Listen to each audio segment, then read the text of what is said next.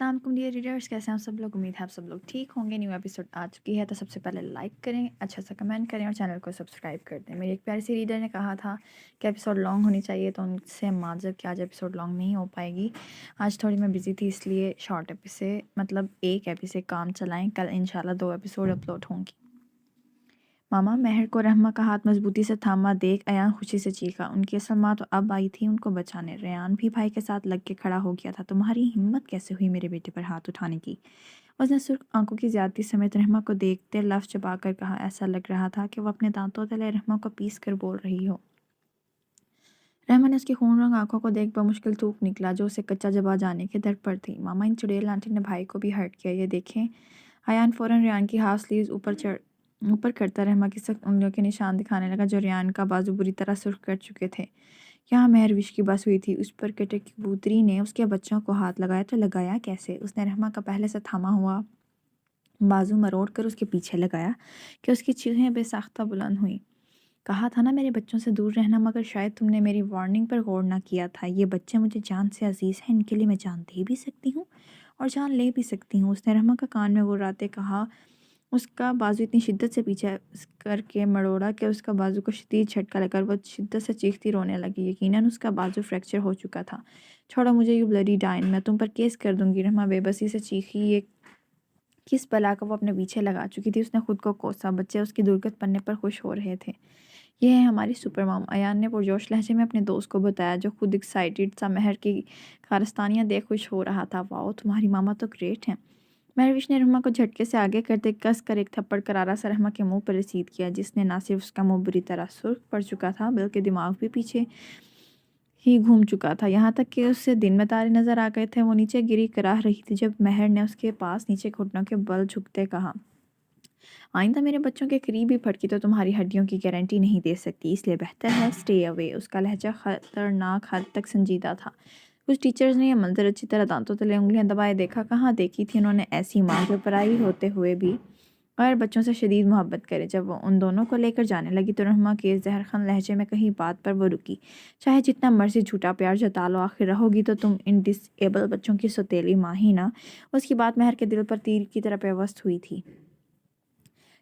इससे पहले कि वो आगे बढ़कर उस कमजोर का मुंह तोड़ती, रेयान ने उसका हाथ पकड़कर नफी में सर हिलाते उसे जाने से रोका। महर ने पहले उसके मासूम चेहरे पर, फिर नफरत से नीचे गिरी रहमा पर एक नज़र डाली, जो दर्द के बावजूद हाथ उड़वाकर भी ढीठों की तरह मुस्कुरा रही थी। है हिम्मत तो अगले माह में अपने बच्चों को रेस कंपटीशन में जितवा कर दिखाओ। उप्स, तुम्हारा बच्चा तो लंगड़ा है, वो कैसे जीतेगा? वो तो ठीक से चल भी नहीं सकता, उसने तंजिया कहका लगाते कहा। तेरी तो। महर ने उसे एक और थप्पड़ रसीद किया, जिस पर वो गुस्से से चीखी। है हिम्मत तो मुकाबला करके दिखा और जितवा के दिखाओ अपने बच्चे को। इससे पहले कि वो उसकी दुर्गत बनाती, अयान की आवाज़ पर वो हैरत से मुड़ी। मैं लूँगा कंपटीशन में हिस्सा और जीतूंगा भी चुड़ैल आंटी, और आप देखती रह जाएंगी।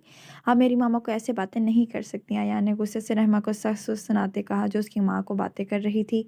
अयान, उसने सर्जनिश की।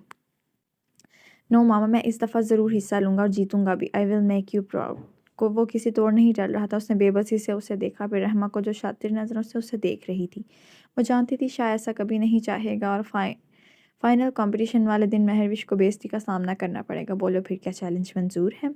उसने तमस्खर से देखते कहा, जबकि महर ने उसकी बातों पर बच्चों को देखा जो उसे हाँ करने का इशारा कर रहे थे। Challenge accepted. उसने भी आंखें मीचते एक अज़म से कहा, तो फिर 1 माह बाद मिलते हैं यहाँ ही, लेकिन तुम्हारी जीत पर नहीं बल्कि हार पर। रहमा ने कहका लगाते कहा। देखते हैं। उसने भी तंजिया कहा और रेयान को लेती वहाँ से निकल गई, लेकिन जाते वक्त उसके चेहरे पर सख्त परेशानी रकम थी। दाऊद ने जब सेल फोन ऑन किया तो महरविश की लातादाद मैसेजेस और कॉल्स शो हो रही थी। उफ, मैं कैसे भूल गया, आज बच्चों की मीटिंग है। कितने दिल से कहा था उन्होंने मुझे। और महर, उसने नाराज़गी के बावजूद इतने मैसेजेस और कॉल्स की कैसे मैनेज किया होगा उसने।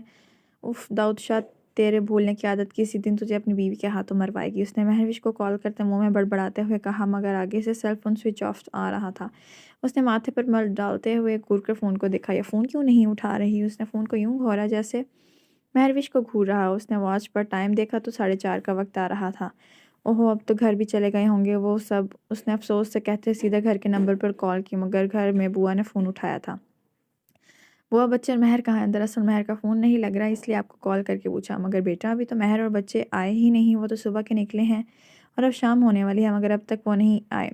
उन्हें तो तुम्हारे साथ आना था ना, क्या तुम वहाँ नहीं गए? बुआ की बात ने उसे और परेशान कर दिया। उसने ड्राइवर को कॉल की मगर उसका भी फ़ोन स्विच ऑफ था। उसने गुस्से से फ़ोन सीट पर पटक दिया। आखिर ये गए तो गए कहाँ? दूसरी तरफ महरविश और बच्चे मॉल में फनलैंड आए थे। मॉल के आगे महर की परेशानी थोड़ी ज़ायल हो गई थी, मगर ध्यान अभी रहमा के चैलेंज की तरफ था। वो तीनों इस वक्त बाउंसिंग लाइन लाइक बॉल्स वाले हिस्से में मौजूद थे, जहाँ का पूरा फर्श तरह तरह के नरम नरम छोटे बड़े हर किस्म के बॉल से भरा पड़ा था। रेयान और रेयान ने तो आते ही एक दूसरे पर बॉल्स की बरसात कर दी थी।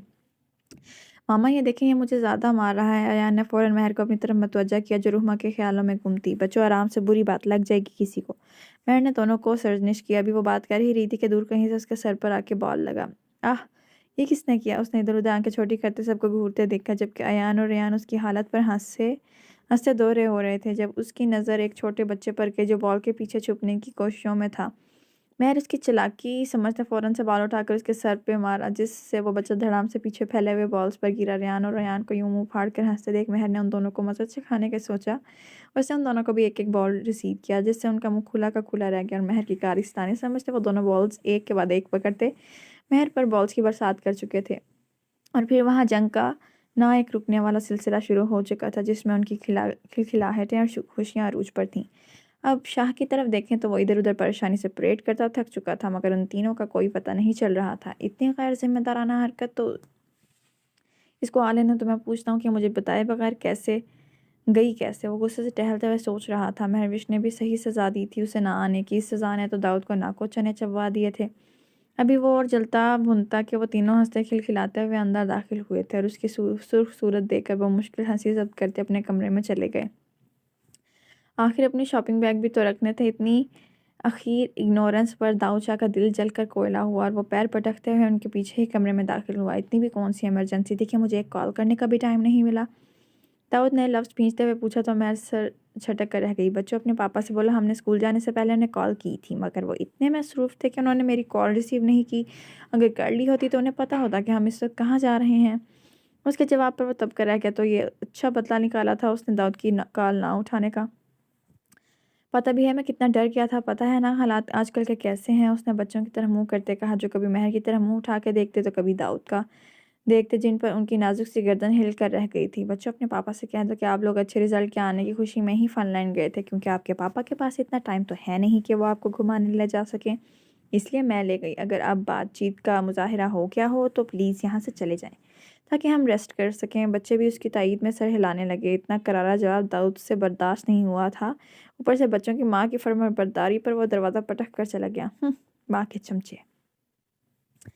और रात को काफ़ी कमग लिए लॉन में टहल रहा था, साथ साथ महरविश के रवैये के बारे में सोच रहा था। मुझे लगता है अब हम दोनों का नई ज़िंदगी शुरू कर देनी चाहिए। उसे मेरे कमरे में शिफ्ट हो जाना चाहिए था। अब तो मैं भी उसे अपनी बीवी मान चुका हूँ। अब तो दिल ने ऐसी हालत बदली है कि कमबख्त उसको देख यूँ फड़कता है जैसे मिर्गी का दौरा पड़ जाएगा। उसके दूर जाने से उसने सर्द धनते सोचा। वो महर को अपने कमरे में शिफ्ट करने के बाबत सोच ही रहा था, जब उसने छत पर महर को किसी से फ़ोन पर बात करते देखा। उसकी जासूसी रग भड़की तो वो फ़ौरन से बेशतर मग वहीं छोड़ ऊपर की जानिब लपका। दो सीढ़ियाँ फलांगता वो किसी बंदर को भी पीछे छोड़ गया था। नहीं नहीं रिमशा, रहने दो। महर की आवाज़ यूं ही उसके कानों में पड़ी और पिलर की ओट में हो गया।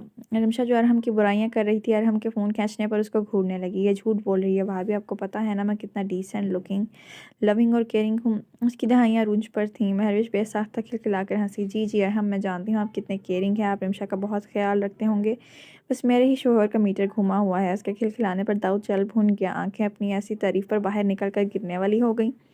वो तो मैं हूँ, वो तो है ही खड़ूसा सा लगता है, हिटलर के जानशीन है। उसकी बात पर दाऊद को अलग सिरे से गुस्सा आया। अभी बताता हूँ कौन हिटलर है और कौन रोमांस का बादशाह। उसने पिलर की ओर से निकलते महर को झपट कर अपने कंधे पर लादा, बिल्कुल किसी बोरी की तरह, जबकि महर का दिमाग घूम गया था इस अचानक अफ्तार पर।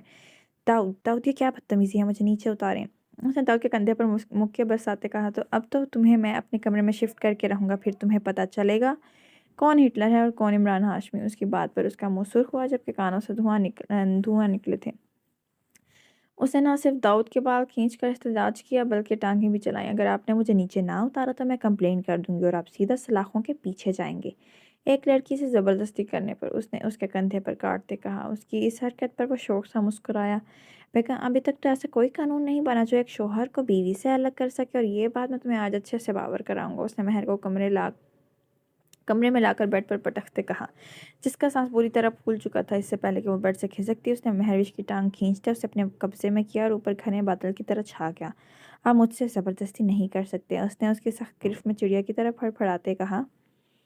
तो वो इस्तहज़ाया मुस्कुराया और तिरछी नज़रों से उसका गहरा मुआयना करते बोला, हिम्मत है तो छुड़वा कर दिखाओ आज मुझसे खुद को, क्योंकि आज तुम्हारी कुदरत और किस्मत दोनों मैं ही हूँ। उस पर झुकते बोला, जिसने अपना सांस तक रोक लिया था। आज की एपी सबसे ज़्यादा मज़ेदार सीन कौन सा लगा कमेंट में बताएं, ताकि कल मैं आपको डबल एपिसोड दूँ। ठीक है, अब तक के लिए इतना ही। अल्लाह हाफिज़।